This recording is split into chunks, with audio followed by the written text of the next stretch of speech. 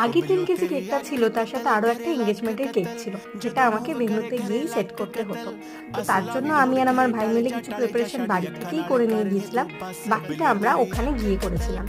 ভেন্যুটা আমার বাড়ির কাছেই ছিল প্রায়, তো আমরা দুজনে মিলে কেকটাকে এবং কেকের সরঞ্জামকে নিয়ে টোটোয় করে বেরিয়ে পড়েছিলাম ভেন্যুর উদ্দেশ্যে। ওখানে গিয়েও যথারীতি আমরা নিজেদের কাজ এগিয়ে রাখছিলাম এবং বিভিন্ন জিনিস যেগুলো কেকেতে লাগবে সেগুলোকে হাতের কাছে রেডি করে রাখছিলাম। যদিও কেকের টেবিল আসতে একটু দেরি হওয়াতে আমাকে আর ভাইকে অনেকক্ষণ ওয়েট করতে হয়েছিল। তারপরে যখন টেবিল এলো আমরা স্টেজে গিয়ে কেকটাকে এক এক করে সাজিয়ে নিচ্ছিলাম।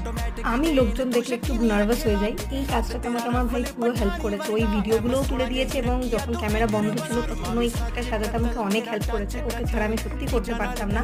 যাই হোক, ওখানে সবাই যারা উপস্থিত ছিল সবাই কেকটা দেখে ভালো বলেছে। যে ব্রাইডের মা, সে নিজে পার্সোনালি এসে আমাকে বলেছেন ওনার কেকটা খুব ভালো লেগেছে, সবাই ভালো বলেছে এবং পরবর্তীতে রিভিউও ভালো পেয়েছি। তো এই হলো কেকের ফুল লুক। তোমরা দেখে জানিও কেমন লাগলো।